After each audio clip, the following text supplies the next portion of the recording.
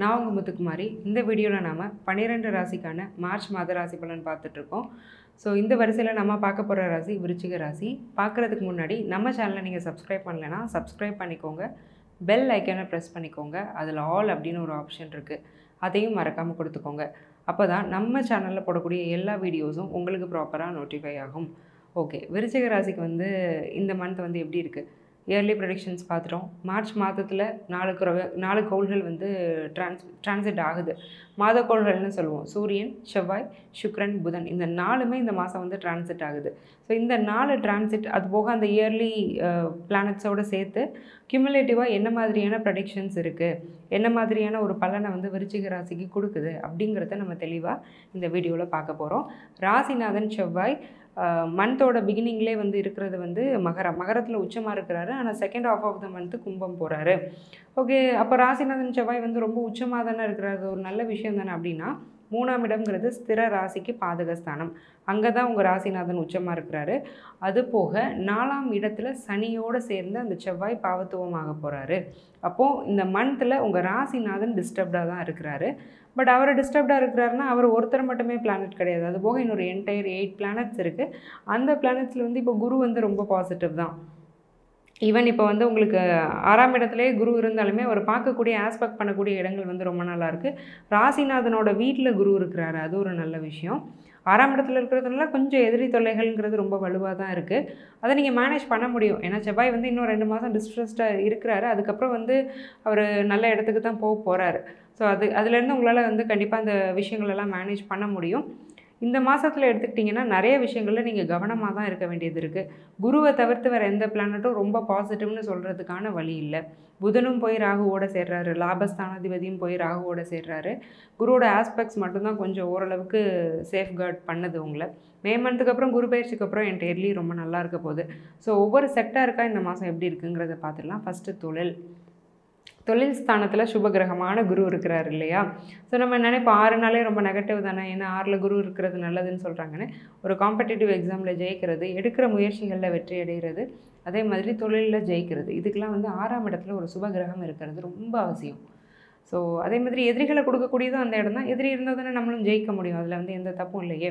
அப்போ தொழில் எப்படி இருக்குன்னா, 6ஆம் அதிபதி செவ்வாய் கொஞ்சம் வீக்காக இருந்தாலுமே 6ஆம் இடத்துல அந்த குரு அப்படிங்கிறவர் ரொம்ப நல்லா இருக்கிறார். ஃபஸ்ட்டு 2 வீக்ஸ் செவ்வாயோட பலம் நல்லா தான் இருக்குது.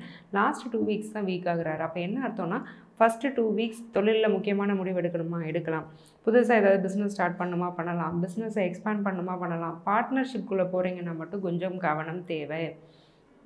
ஏன்னா 7ஆம் இடத்துக்குள்ளே சுக்கிரன் சனியோட போய் சேர போகிறாரு. தப்பான நபரை நம்பி நீங்கள் பார்ட்னராக சூஸ் பண்ணி இன்வெஸ்ட் பண்ணி ஏமாறுறதுக்கான வாய்ப்பு அதிகம். ஸோ ரொம்ப நாளாக ஒர்க்கிங் கம்யூனிட்டிலே இருக்கிறேன், எனக்கு ஒரு பிஸ்னஸ் பண்ணணும்னு ஆசை, இன்னும் கொஞ்சம் எக்ஸ்ட்ராவாக மணி மேக் பண்ணணும்னு ஆசை. அப்போ இந்த மந்த் எப்படி இருக்குது அப்படின்னா, இந்த மந்த் ஃபேவரபிள் தான், அதில் எந்த டவுட்டுமே இல்லை. பட் அகலக்கால் மட்டும் வைக்காதீங்க. எதையுமே ப்ராப்பராக யோசித்து கிரவுண்ட் ஒர்க் பண்ணிவிட்டு இது நம்மளால் முடியுமா, ப்ராக்டிக்கலி பாசிபிளா அப்படிங்கிறத பாருங்கள். இல்லை நான் எப்படியாவது கொண்டு வந்துடுவேன்னு உங்கள் மேலே வச்சுருக்க அசாத்திய நம்பிக்கையில் எந்த தொழிலையும் இந்த மாதம் தொடங்க வேண்டாம். ஸோ இந்த விஷயங்களை மட்டும் கேர்ஃபுல்லாக மைண்டில் வச்சுக்கிட்டிங்கன்னா இந்த மந்த் தொழிலை பொறுத்த வரைக்கும் சக்ஸஸ்ஃபுல்லான மந்த்து தான். சரிங்க, தொழிலெலாம் இல்லை, நாங்கள் ஒர்க்கிங் கம்யூனிட்டி, எங்களுக்கு எப்படி இருக்குது இந்த மந்த் அப்படின்னா, சூரியன் சனியோடு சேர்ந்துட்டுருக்கிறார் இல்லையா. ஸோ வேலை செய்கிற இடத்துல ஒரு டிஸப்பாயின்மெண்ட் அப்படிங்கிறது கான்ஸ்டண்ட்டாக இருக்குது. நான் செய்கிற வேலைக்கு எனக்கான அங்கீகாரம் கிடைக்கல அப்படிங்கிற ஒரு மனக்குறை விருச்சிக ராசிக்காரங்களுக்கு ரொம்ப மாதமாகவே இருந்துகிட்ருக்கு. இப்போன்னு இல்லை, even from last few months நிறைய ஜாப் டிஸ்சாட்டிஸ்ஃபேக்ஷன் அப்படிங்கிறது விருச்சிக ராசிக்காரங்களுக்கு இருந்தது. அதுக்கு முக்கியமான காரணம் அந்த சூரியனோட ஒரு ஒரு பாவத்துவம் தான். ஏன்னா ஒரு பாவகிரகங்களோடய சேர்ந்து ட்ராவல் பண்ணிகிட்ருக்கிறாரு. ஸோ இந்த விஷயம் மாறணும். அதே மாதிரி ஒர்க் பேர்டனும் ரொம்ப நல்லாயிருக்கு. ஆஃபீஸில் போய் உட்காந்துட்டா தண்ணி குடிக்க கூட நேரம் இல்லாமல் நான் வேலை செஞ்சிட்ருக்கேன். ஆனால் அதுக்கான ரெகக்னேஷன் எனக்கு கிடைக்குதானா, கிடைக்கல. நான் என்னோட வேலை கம்மியாக செய்கிறாங்க, அவங்களாம் நல்லா இருக்காங்க, ஹாப்பியாக இருக்காங்க. அவங்களோட நான் வாங்குகிற அதே சேலரி தான் அவங்களும் வாங்குகிறாங்க. பட் நான் பண்ணுற வேலை வேறு மாதிரி இருக்குது, அவங்களோட வேலை வேறு. என்னுடைய ஒர்க் பேர்டனை என்னால் ஃபேஸ் பண்ணவே முடியலங்கிற மாதிரியான ப்ராப்ளம்ஸ்லாம் இருக்குது. இந்த மந்த்தும் ஃபஸ்ட்டு 2 வீக்ஸ் மட்டும் அப்படி கண்டினியூ ஆகும். லாஸ்ட் 2 வீக் கொஞ்சம் ரிலாக்ஸ் ஆகிடுவீங்க. ஒன்று ரொம்ப பர்ஃபெக்டாக இருக்கணும்னு நினைக்காதீங்க. உங்களுக்கு கொடுத்த வேலையை நீங்கள் முடிக்க வேண்டியது அவசியம்தான். அடுத்தவங்க வேலையையும் சில சமயம் நீங்கள் செய்ய வேண்டிய ஒரு நிர்பந்தம் வந்துடும். அந்த சமயத்தில் உங்களால் நோ சொல்ல முடிஞ்சால் நோ சொல்லுங்கள். முடியாத பட்சத்தில் நம்ம தான் செஞ்சாகணும். பட் 2 வீக்ஸ்க்கு அப்புறம் இந்த சிச்சுவேஷன் மாறும். சரிங்களா? தொழில் வேலைக்கு வந்து இந்த மாதிரி இருக்குது. சரி, ஓகே. அப்போ வந்து எங்களோட திருமணம் நாங்கள் வந்து மேரேஜ்க்கு அலைன்ஸ் பார்க்கலாமா, எப்படி இருக்குது? சுக்ரன் ரொம்ப நல்லா இருக்கிறாரு. சுக்ரன் செவ்வாயோடு சேர்ந்து நல்லா இருக்கிறாரு. அதுக்கப்புறம் சனியோடு சேர போகிறாரு. அப்போது ஏதோ ஒரு விஷயத்தை நீங்கள் காம்ப்ரமைஸ் பண்ணிக்கிட்டீங்கன்னா நல்லா அலைன்ஸ் அமையும். ஃபார் எக்ஸாம்பிள் ஒரு பையன் இருக்கிறாரு, எனக்கு அழகான பொண்ணை தான் நான் கல்யாணம் பண்ண வேண்டும் இருக்கிறாரு அப்படிங்கும் பட்சத்தில் ஒரு பொண்ணு வருது, கொஞ்சம் வசதி கம்மினாலும் பார்க்க நல்லா இருக்கிறாங்க. அந்த மாதிரி உங்களுக்கு என்ன தேவை? உங்களுக்கு லுக்ஸ் தான் பெரிய விஷயம்னா அங்கே லுக்ஸ் இருக்குது, ஆனால் வேறு ஏதோ ஒன்று இல்லைன்னா அதை காம்ப்ரமைஸ் பண்ணி நீங்கள் கல்யாணம் பண்ணிக்கோங்க.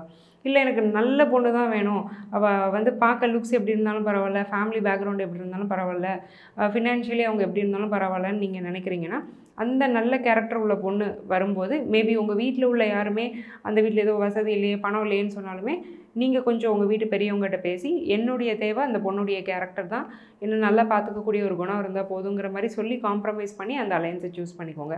ஏன்னா ஒரு காம்ப்ரமைசேஷன் இருந்ததுன்னா அங்கே மேரேஜ் சக்ஸஸ் ஆகும். 7ஆம் அதிபதி சுக்ரன் வந்து சனியோடு சேரும்போது உங்களை விட கொஞ்சம் ஒரு கிரேடு குறைஞ்ச ஒரு குடும்பத்தில் இருந்து அதை ஃபினான்ஷியல்னும் நீங்கள் எடுத்துக்கலாம், லுக்ஸுன்னு எடுத்துக்கலாம். அந்த மாதிரியான விஷயங்கள் குறைஞ்சி வரக்கூடிய அமைப்பு இருக்குது. பட் இந்த ரெண்டுமே வாழ்க்கைக்கு உதவ போகிறதில்ல.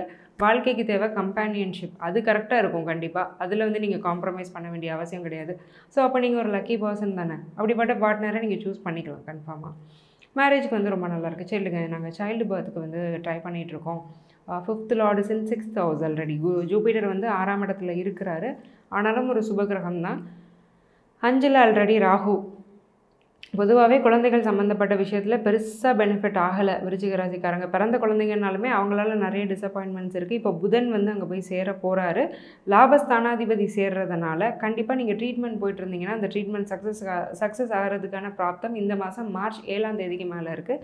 மார்ச் 7ஆம் தேதி புதன் வந்து மீனத்துக்கு டிரான்சிட் ஆகிறாரு. அந்த டிரான்சிட் உங்களுக்கு குழந்தைகள் விஷயத்தில் ரொம்ப ரொம்ப ரொம்ப ஃபேவரபுளான ஒரு டிரான்சிட். அதே மாதிரி உங்களுக்கு பிறந்த குழந்தைங்க இருக்கிறாங்கனாலுமே அவங்களுக்கு அலைன்ஸ் ஃபிக்ஸ் ஆகிறது, அவங்க விருப்பப்பட்ட காலேஜில் ஒரு சீட் கிடைக்கிறது, இல்லை அவங்க ஏதோ ஒரு வேலை வாங்குறது, ஏதோ ஒரு காம்படிட்டிவ் எக்ஸாமினேஷன் கிளியர் பண்ணுறது, இந்த மாதிரி உங்கள் குழந்தைங்களை நினச்சி நீங்கள் சந்தோஷப்படக்கூடிய ஒரு மாதம். லாஸ்ட் 2 வீக்ஸில் இந்த யோகம்ங்கிறது வலுவாக இருக்குது. சரி, நாங்கள் ப்ராப்பர்ட்டி வாங்கலாமா? 4th ஹவுஸ் ரொம்ப வீக்கு. ஸோ அந்த 4th ஹவுஸ் தான் உங்கள் வீடு, உங்கள் குடும்பம் எப்படி இருக்குது, உங்கள் அம்மா எப்படி இருக்கிறாங்க, உங்களோட ப்ராப்பர்ட்டி எப்படி இருக்குதுன்னு சொல்லும். அந்த 3 விஷயத்துலையுமே விருச்சிக ராசிக்காரங்க ரொம்ப கேர்ஃபுல்லாக இருக்க வேண்டிய மாதம் தான் இந்த மாதம். என்ன ரீசன்னா அந்த 4ஆம் இடம் வந்து ரொம்ப நிறைய பாவகிரகங்கள் வந்து அந்த 4ஆம் இடத்தை ஆக்குபை பண்ணியிருக்கு. ஃபஸ்ட்டு 2 வீக்ஸ் வந்து சூரியன் இருக்கிறாருன்னா அடுத்த 2 வீக்ஸ் வந்து செவ்வாய் ஆக்குபை பண்ணுறாரு. ஸோ இந்த ஒரு விஷயம் மட்டும் கொஞ்சம் நீங்கள் கேர்ஃபுல்லாக பார்த்துக்கணும். ப்ராப்பர்ட்டி அந்த மாதிரியான விஷயங்கள் வந்து இந்த மந்த்து நீங்கள் இன்வெஸ்ட் பண்ணுறது நல்லது கிடையாது. ஃபோர்த்கமிங் மந்த்ஸில் நீங்கள் இன்வெஸ்ட் பண்ணிக்கலாம். இன்வெஸ்ட் பண்ணுறீங்க அப்படின்னா நாளைக்கு அந்த ப்ராப்பர்ட்டி ஒரு சிக்கலில் போய் மாட்டுறதுக்கான வாய்ப்பு இருக்குது. ஏமாற மாட்டீங்க, ஏன்னா ராகுவோட இன்டர்வென்ஷன் 4th ஹவுஸில் இல்லை. பட் இப்போ நீங்கள் வாங்குவீங்க, நாளைக்கு ஏதோ ஒரு ரெஜிஸ்ட்ரேஷனில் ப்ராப்ளம் வரலாம், நீங்கள் அது சம்மந்தமாகவே கோர்ட் கேஸ்னு போகிறதுக்கான வாய்ப்பு இருக்குது. ஏன்னா ரொம்ப வில்லங்கமான ஒரு காம்பினேஷன் வந்து அந்த இடத்துல இருக்கும்போது அதை நீங்கள் வந்து தவிர்த்துக்கிறது தான் நல்லது. ஸோ ப்ராப்பர்ட்டிக்கு இந்த மந்த் அந்தளவுக்கு ஃபேவரபிள் கிடையாது. ஓகேங்க, நாங்கள் வெளிநாடு வெளி மாநிலத்தில் இருக்கோம். எங்களுக்கு எப்படி இருக்குது? 12th house is good. சுக்ரன் நல்லா தான் இருக்கிறாரு. ஸோ வெளிநாடு வெளி மாநிலத்தில் இருக்கிறவங்களுக்கு இந்த மாதம் நல்ல மாதம் தான். வெளிநாட்டில் இருக்கக்கூடிய குடும்பங்களில் சில அதாவது வெளிநாட்டில் இப்போ நான் இருக்கேன் அப்படின்னா என்னுடைய ஃபேமிலி மெம்பர்ஸோட ஒரு சின்ன ஒரு மன வருத்தங்கள் அப்படிங்கிறது வர்றதுக்கான வாய்ப்பு இருக்குது. அப்போது வெளிநாட்டில் இருக்கக்கூடிய நீங்கள் உங்களோட குடும்பமான உங்கள் ஒய்ஃப், உங்கள் ஸ்பௌஸாக இருக்கட்டும், உங்கள் ஹஸ்பண்டாக இருக்கட்டும், whomever it may be, அவங்கக்கிட்ட கொஞ்சம் காம்ப்ரமைஸ் பண்ணிப்போங்க போங்க. ஏன்னா வேலை அந்த மாதிரியான விஷயங்கள்ல உங்களுக்கு எந்த பிரச்சனையும் இல்லை. பட் குடும்பங்கிற அமைப்பில் சின்ன டிஸ்ட்ரெஸ் வர்றதுக்கான வாய்ப்பு இருக்குது.